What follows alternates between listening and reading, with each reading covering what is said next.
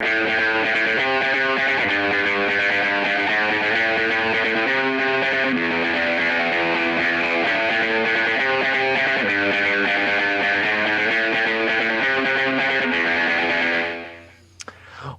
back to the Movies and Stuff show. This week we are talking about 2001: A Space Odyssey. And now, let's talk about the first time seeing it. I remember when I saw this film, I was actually suspended from high school. Is there a story there? There is a story. I don't know if you want the whole story. It was really, I was associated with a very dumb prank that involved a teacher's car, some chocolate syrup. Okay, that's exactly the story. It was pouring chocolate syrup on a teacher's car. And so I got suspended for that. But I was at home suspension. It wasn't in school suspension. So I rented a VHS copy of 2001. And it was the first time watching it. I was 16. And I was familiar with Kubrick's work, though, already. I'd already seen Clockwork. I saw Clockwork when I was like 13 or 14. I'd seen The Shining, Full Metal Jacket. I saw Barry Lyndon. I saw Barry Lyndon before it's like 2001, which I thought was kind of weird. That is, yeah. In the scheme of things. But, you know, I was not prepared for 2001. And that's not to say I didn't enjoy it, because I did. I found it to be a terrific movie. I didn't take the time to like really analyze it or break it down or just really grasp what was going on more than the basic plot line that we get in it. And I've watched it a few times. I watched it a few times in college because when you're a pretentious kind of film major guy, I was briefly a film major for like all of like a semester. You do things like that. But I rewatched it a couple times since then. But last night was the first time in a long while since I've seen it. I'm ready to talk about it. What about you? When was the first time you saw it?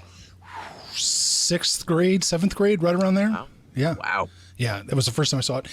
I can't say that I got it when I first saw it, but it really challenged me. And it made me want to come back and watch it again and again, try and get a handle on it.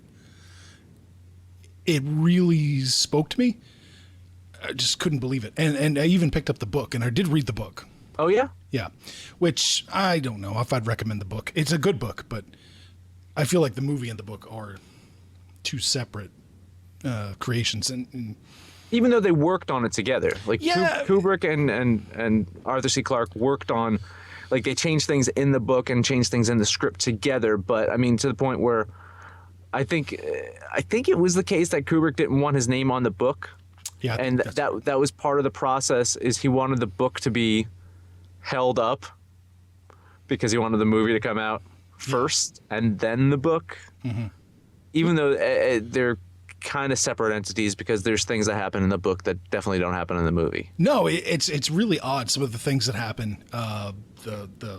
In the book, the cereal boxes full of like blue goo that you eat when you're in that hotel room at the end. Yeah, it's very weird. Yeah.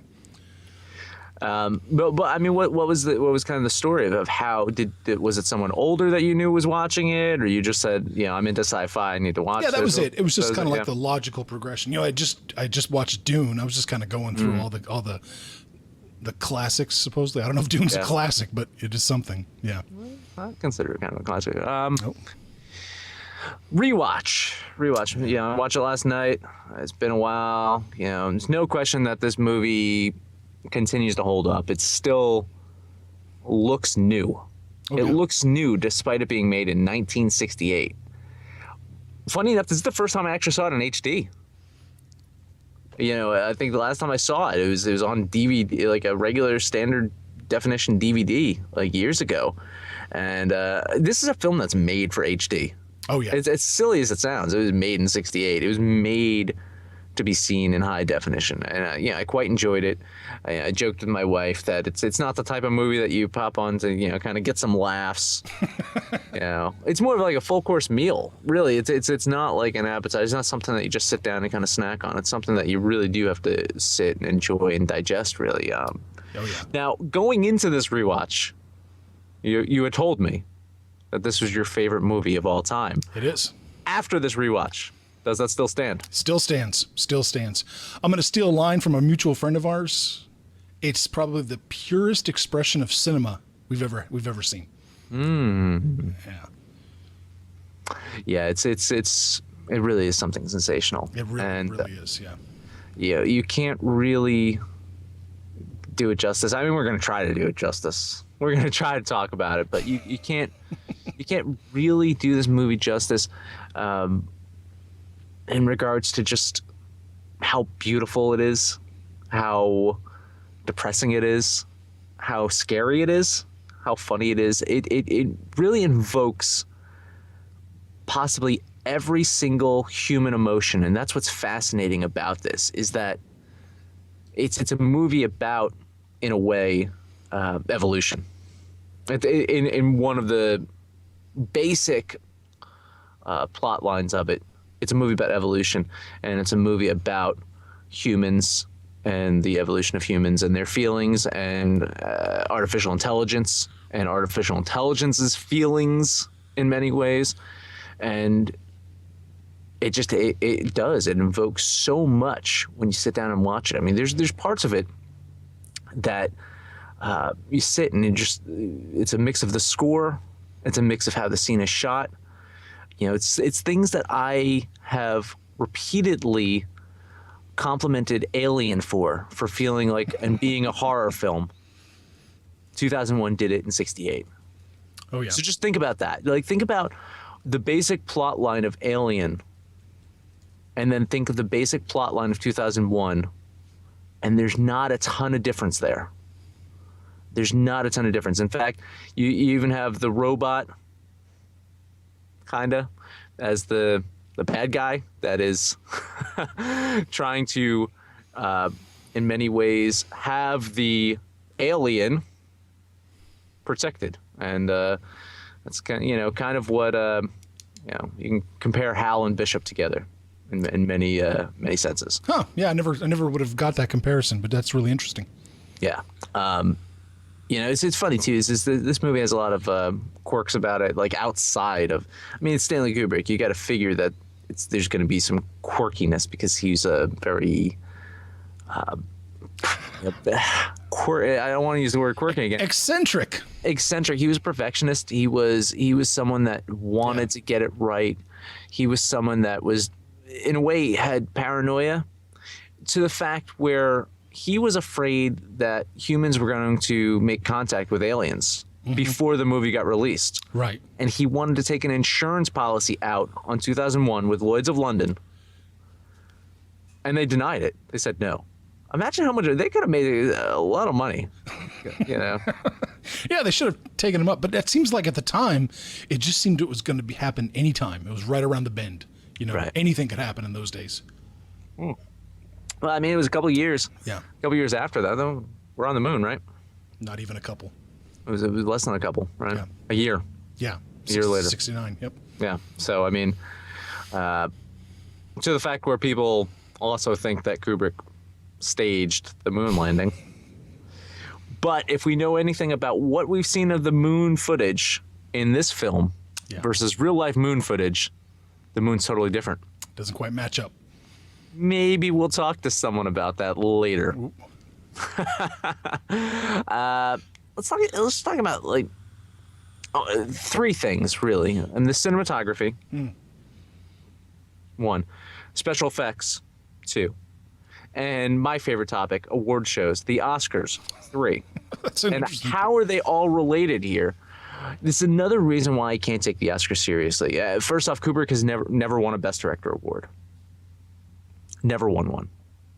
So that right there, Oscars, whatever. Ridiculous. 2001: A Space Odyssey was not even nominated for cinematography. I mean, other than possibly in Citizen Kane for its time, there's not many movies that I can even think of holds a candle to the cinematography for 2001. So many memorable shots. So so many memorable shots in this film. Beautiful shots, like things that are just literally you're painting a picture almost on the screen, and that's what he did. It did win a special effects award. Yes, it did. Well deserved. Special effects at the time, amazing. Even hold up today. I feel, by today's standards, still quite high. The funny thing is, it was only Kubrick that was awarded the effects award. I mean, he had a great team involved, and he was the only one. So I can see that there's probably a little contention there. Oh yeah, there's a little bit, yeah. The cinematographer, of course, went on to say that he did not enjoy working with Kubrick. So basically, Kubrick told him exactly what to do, and he went in there and lit the shot. So Kubrick probably would have won Best Cinematographer if the movie would have won Best Cinematography. Just so much more to love about the camera and lighting, special effects on this. What are some of your highlights? Oh yeah, absolutely. I think you nailed it all. The marriage of image and sound it's amazing in this film. The Blue Danube with the Pan Am flight coming into the space station. It's beautiful.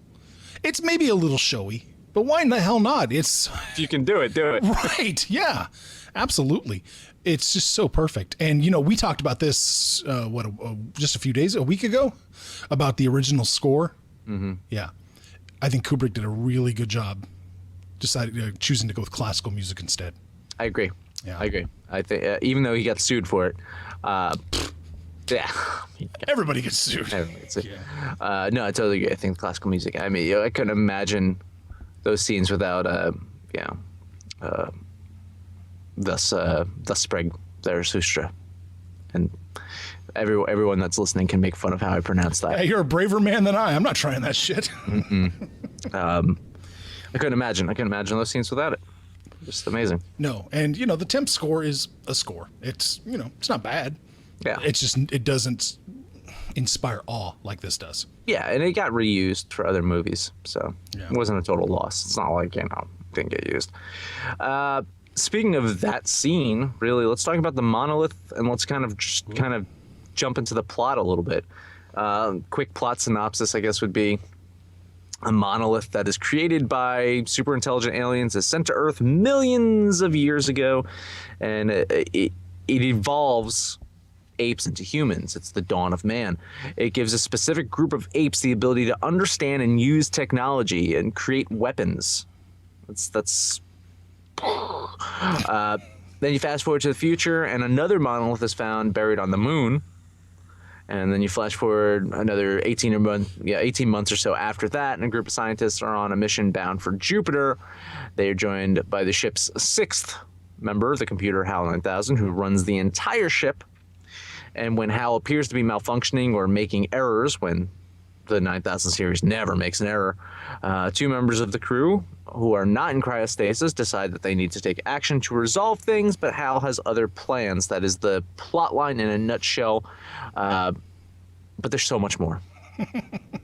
So much more than that. Oh, yeah. And we'll spend most of the review on this section, I'm sure. Oh, yeah. I want to specifically focus on the monolith. And maybe the book, I haven't read the book, maybe the book goes into it. And does it actually explain how the monolith communicates with the apes and people? It doesn't. Not in the book at all. And, this is where I tend to, my own hypothesis or my own feelings differ from the book and maybe a little bit of the evidence of the movie. I'm not willing to interpret that the monolith actually communicates with the apes. What I think we're seeing here is an ape man who sees something that he's never seen before, ever. And because he sees that, it causes him to start thinking in directions he probably never would have. Wow, interesting. And because of that, he has this thought, a thought that no one ever had before. Like no one ever had before. I'm going to pick this up and I'm going to use it. Just because he saw it. That's really interesting. No, that's really I like that. I like that a lot. I tend to be on the frame of the monolith is actually speaking. And just the way that the score is used, I can see that. It makes it seem like the monolith is talking. Yeah. And it's communicating some kind of telepathically. In the book, I think there is evidence for that. But I feel that, and this is just my own personal opinion, that diminishes the human experience in evolution. No, I like it. I honestly, I never saw it that way, and when you mentioned it, I was like, that's really cool. I really dig that. You know, again, you know, the main themes of this movie, you know, talking about technology is definitely one of the top themes of it, and how easily Kubrick predicted the reliance on technology to the point where technology runs everything. HAL ran everything. Yeah. And the you know, kind of indication, or maybe the suggestion that in that 18-month span between finding the monolith on the moon and to this Jupiter mission, a new being, he's evolved. The computers have evolved in that 18-month span. And whether it was humans' involvement in developing these computers, or if somehow computers started communicating with the monolith, whatever it was, computers have now evolved to the point where they're thinking, they're feeling, you know. There's that whole interview about, like, questioning, does HAL feel? And I think there's no question that HAL has feelings. HAL has emotions. HAL is on a different plane of existence, much, almost, you know, almost as much of a jump that the apes made to human, HAL has made beyond human, beyond anything. You think so? You think so? Yeah, I do. I'm not so sure about that. I like that idea, but I wonder if HAL is actually a step behind humans. I think in the beginning. I think throughout the whole film. Oh, Actually. you do? Yeah, you do? well, because even by the end. Yeah, I think exactly by the end.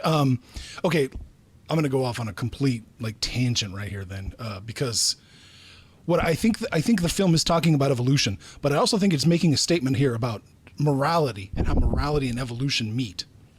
I think when the ape man, you know, first picks up the tool, he kills. I mean, that's like the first thing he does is he kills. Absolutely. He kills the other ape men.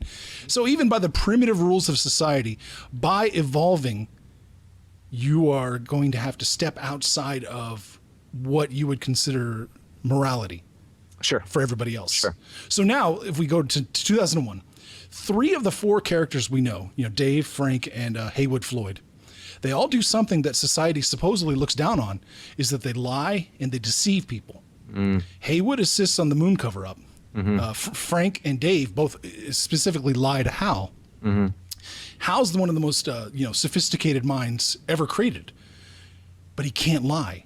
It drives him insane because he doesn't know how to interpret it. He's not as evolved as the human mind. So he predicts a fault because he's losing his mind. And then out of fear of his life, he kills everyone.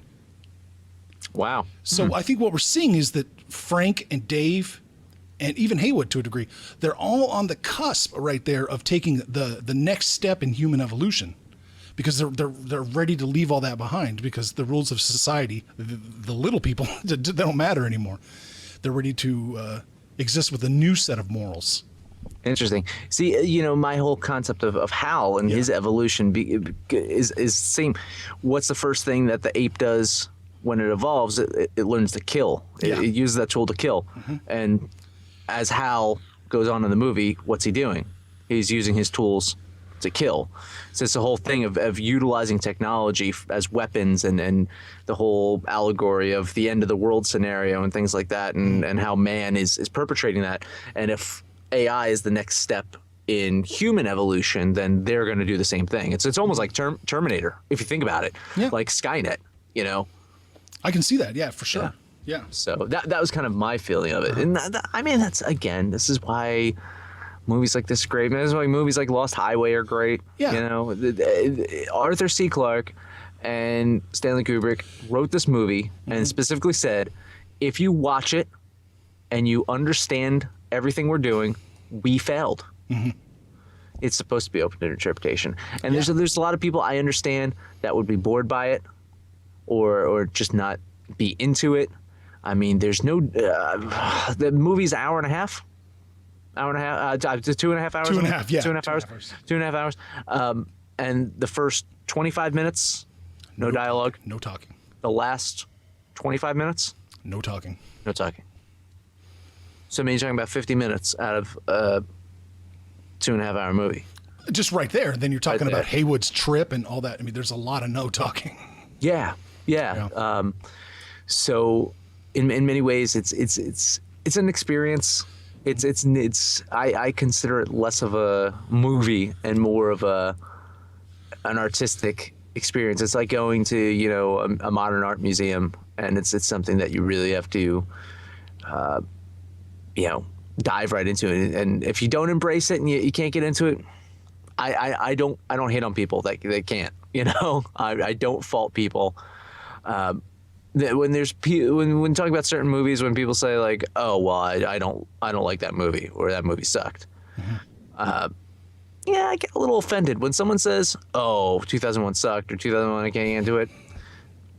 You know, I nod my head and I get you. I don't agree. I get you.